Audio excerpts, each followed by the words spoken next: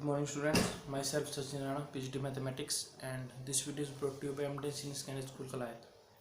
तो हम 11th class में जो थर्ड चैप्टर है ट्रिग्नोमेट्रिक फंक्शंस ये कर रहे हैं और ये NCERT की हमने 3.3 एक्सरसाइजेज है जो ये हो चुकी हैं और जो पिछली वीडियोस थी उसमें हमने प्रूफ किए थे फॉर्मूलेज के, लेकिन क्योंकि आपके वीकली टेस्ट हुए थे तो उसकी वजह से हमने रिवीजन स्टार्ट किया था।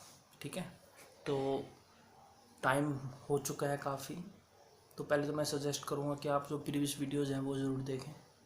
और आज हम स्टार्ट करते हैं नेक्स्ट टॉपिक जो है ट्रिग्नोमेट्रिक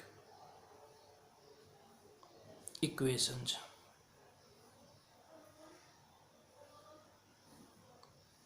ठीक है, ये जो वर्ड इक्वेशन है ये आप पढ़ चुके हो पहले। ठीक है, मैं ज़्यादा डिटेल में नहीं जा रहा, बस इक्वेशन का नाम सुनते ही माइंड में आपकी एक चीज़ आती है कि कुछ लेफ़्ट हैंड साइड होती है, कुछ राइट हैंड साइड होती है, बीच में इक्वल का निशान होता है। ठीक है, और उसमें हम उसको सोल्व करते हैं, सॉल्यूशन निकालते हैं उसके। सेम प्रोसेस ट्रिग्नोमेट्री में भी है, इसमें भी ट्रिग्नोमेट्रिक इक्वेशंस होती हैं। ठीक है, मान लीजिए मैं एक एग्जांपल ले रहा हूँ कि साइन एक्स,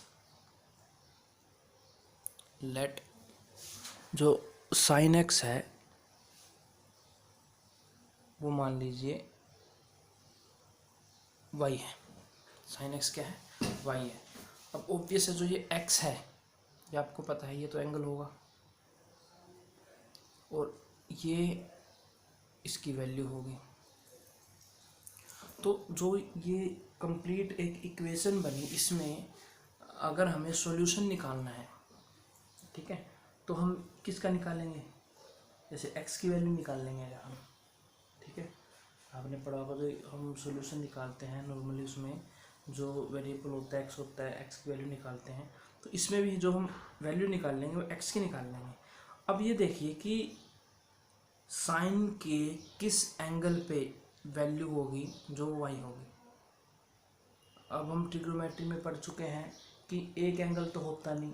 जैसे कि अगर मैं बात करूं जीरो की, ठीक है, अगर मैं बात करूं जीरो की तो साइन एक्स अगर जीरो है तो एक्स की वैल्यू क्या हो जाएगी? कोई बोलेगा जी एक्स की वैल्यू जीरो होगी, वो बिल्कुल सही है, एक्स की वैल्यू जीरो पे जीरो ही होती है। और एक बोलेगा जी पाई पे होगी, वेरी गुड, वो भी सही है, जब एक्स की वैल्यू पाई होगी तो साइन पाई पे जीरो होता है। कोई बोलेगा जी टू पाई पे होगी, ये भी सही है। फिर एक और आएगा कहेगा जी थ्री पाई पे होगी, फिर फोर पाई पे होगी। ऐसे इनफाइनाइट पॉइंट्स होते हैं। ठीक है, तो जो हम ये सॉल्यूशन निकालते हैं इक्वेशन का, ठीक है, सॉल्यूशन ऑफ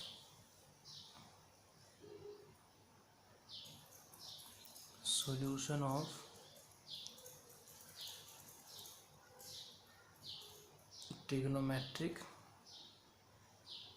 इक्वेशंस। तो इसमें हम मेनली ना जो डील करते हैं टू टाइप्स की। ठीक है, पहला होता है प्रिंसिपल सॉल्यूशन,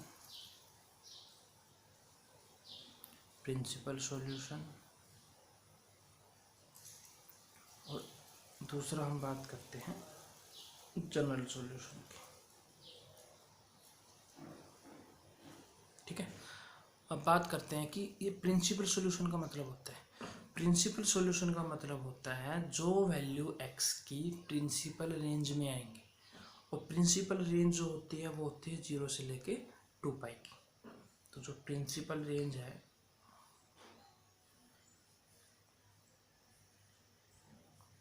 जीरो से लेके वो टू पाई तक की होती है।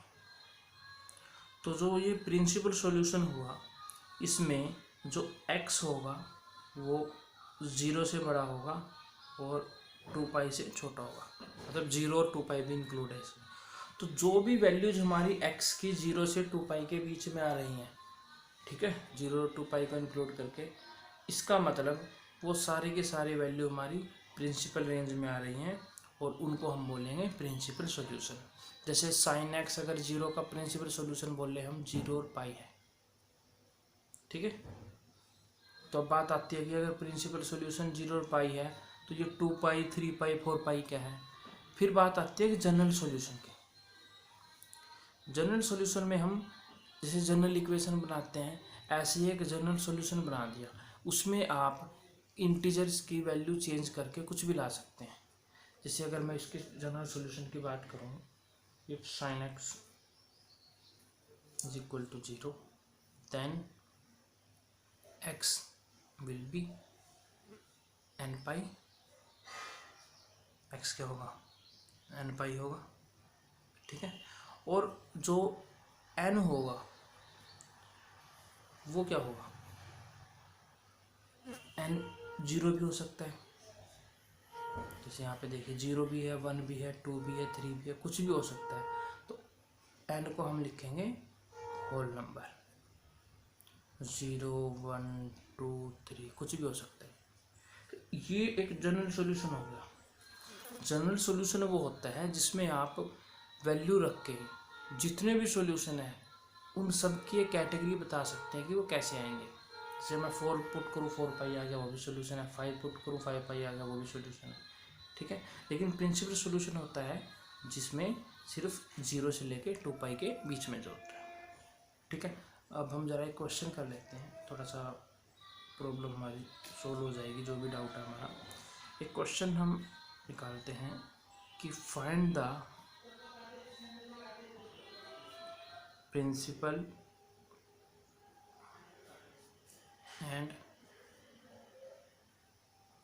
General solution of sin x is equal to √3/2। ये है। अभी हम सिर्फ बात करते हैं प्रिंसिपल सॉल्यूशन की, हम जनरल के भी नहीं कर रहे, हम सिर्फ प्रिंसिपल सॉल्यूशन की बात करेंगे पहले, ठीक है। उसके बाद हम जनरल में आएंगे, ठीक है, क्योंकि जनरल के लिए आपको फिर एक पैटर्न भी देखना होगा, ठीक है। तो पहले देखते हैं कि प्रिंसिपल सॉल्यूशन कैसे निकालते हैं। तो सबसे पहले देखिए, अगर हम सॉल्यूशन देखें इसका, जो sin x है, sin x हो गया √3/2, ठीक है। किसी सॉल्यूशन के लिए आपको सबसे पहले तो पैटर्न पता होना चाहिए क्वाड्रेंट सिस्टम का। आफ्टर स्कूल टू कॉलेज ये याद आ रहा होगा आपको, first quadrant, second quadrant, third quadrant और फोर्थ क्वाड्रेंट, ठीक है। तो sin x √3/2 है। सबसे पहले आपको एक चीज़ देखनी है कि जो ये sin x है, ये इसका साइन क्या है, पॉजिटिव है नेगेटिव है, पॉजिटिव है। तो अगर ये पॉजिटिव है इसका मतलब हमारा जो आंसर आएगा फर्स्ट क्वाड्रेंट में आएगा और सेकंड क्वाड्रेंट में आएगा, ठीक है। फर्स्ट और सेकंड क्वाड्रेंट में हमारा आंसर आएगा, जो एक्स की वैल्यू आएगी, चाहे वो थर्ड में आए या फोर्थ में आए। इन चारों क्वाड्रेंट में कहीं से भी आपका आंसर आ जाए किसी भी क्वाड्रेंट में, that will lie in the principal range, क्योंकि जो इस पूरे क्वाड्रेंट की रेंज है वो क्या है, 0 से 2 पाई है, वो प्रिंसिपल रेंज है, ठीक है। अब अगर हम बात करें sin x की वैल्यू √3/2, तो आपको ध्यान आ रहा होगा कि साइन की वैल्यू √3/2 किस पे होती है, 60 पे। तो we know that sin π/3 is equal to क्या होता है, √3/2, ठीक है। sin π/3 क्या होता है, √3/2। तो अगर मैं sin x is equal to sin π/3 लिखूँ, तो यहाँ से देखिए मेरे को एक चीज़ मिल रही है कि जो x मिल गया वो π/3 मिल गया, तो हमें एक वैल्यू मिल गई π/3 फर्स्ट क्वाड्रेंट में, ठीक है। अब देखिए, क्या ये अकेला एंगल तो है नहीं कि ये सिर्फ फर्स्ट में होगा और किसी में नहीं होगा, ये सेकंड में भी तो है। अब सेकंड में इस क्वाड्रेंट में हम कैसे लेके जाएंगे, जो हमने वीडियो बनाई थी एक क्वाड्रेंट सिस्टम, उसमें आपको क्लियरली पूरी डिटेल में बताया गया था कि जब भी आप क्वाड्रेंट चेंज करते हैं तो आप कैसे चेंज करते हैं। ये हमारा वाई एक्सिस होता है, ये क्या होता है, एक्स एक्सिस, ठीक है। तो मैं एक बार और बता देता हूँ कि जब भी आपको क्वाड्रेंट चेंज करना हो आप एक्स एक्सिस का सहारा लेंगे, वाई एक्सिस को आपको टच नहीं करना है, क्योंकि वाई एक्सिस पे आपको पता है कि जो ट्रिग्नोमेट्रिक फंक्शन है वो चेंज हो जाता है, हमें फंक्शन चेंज नहीं करना है, तो आपको एक्स एक्सिस को ही देखना है। अब यहाँ पे देखिए सेकंड क्वाड्रेंट में जाने के लिए आपके पास दो तरीके हैं, या तो आप यहाँ से ऐसे जाएं या फिर यहाँ से ऐसे जाएं, यही तो दो तरीके हैं। ये पैटर्न आप फॉलो नहीं करोगे क्योंकि वाई एक्सिस हो गया, ठीक है, तो आप ये फॉलो करोगे। अब ये देखिए ये 0 डिग्री है, ये 90 डिग्री आ गया, ये 180 हो गया। तो अगर आपको सेकंड क्वाड्रेंट में जाना हो फिर आप पाई में से क्या करोगे, माइनस करोगे तभी तो सेकंड में पहुंचोगे। तो जो ये साइन π/3 है, इस साइन π/3 को मैं क्या लिख सकता हूँ, साइन π/3 को मैं क्या लिख सकता हूँ, आप पाई में से माइनस कर सकते हैं, पाई में से क्या करेंगे, माइनस करेंगे साइन π/3, क्योंकि सेकंड क्वाड्रेंट में आपको पता है कि अगर मैं लिखूँ साइन π-θ तो वो क्या होता था, साइन थीटा होता था। बस यही आइडेंटिटी आप इस केस में लगाएंगे। तो साइन π/3 क्या होगा, यहाँ पे देखिए साइन π-π/3 होगा, क्योंकि साइन π-θ साइन थीटा ही तो होता है, ठीक है। तो आप इसको ऐसे याद रख लीजिए, या फिर जैसे मैंने बताया पाई में से आपको माइनस करना है, बस आपने पाई में से माइनस कर दिया। तो अगर आप पाई में से माइनस कर दोगे इस एंगल को तो कितना बचा ये 2π/3। अब 2π/3 ये हमारा सेकंड क्वाड्रेंट में पहुंच गया, और ये इक्विवेलेंट है किसके, π/3 के, ठीक है। तो sine x is equal to √3/2, और इसको आप लिखेंगे साइन 2π/3। तो अगर आप कंपेयर करें यहाँ पे तो x की वैल्यू हो गई 2π/3। तो आपके पास दो वैल्यू आ चुके हैं, π/3 2π/3, और ये दोनों कहाँ लाई कर रही हैं, फर्स्ट और सेकंड क्वाड्रेंट में, मतलब these two values came under principal range, ठीक है, these two values comes under principal range. तो प्रिंसिपल रेंज में है, then these values will be the part of principal solution। तो हम लिख सकते हैं कि therefore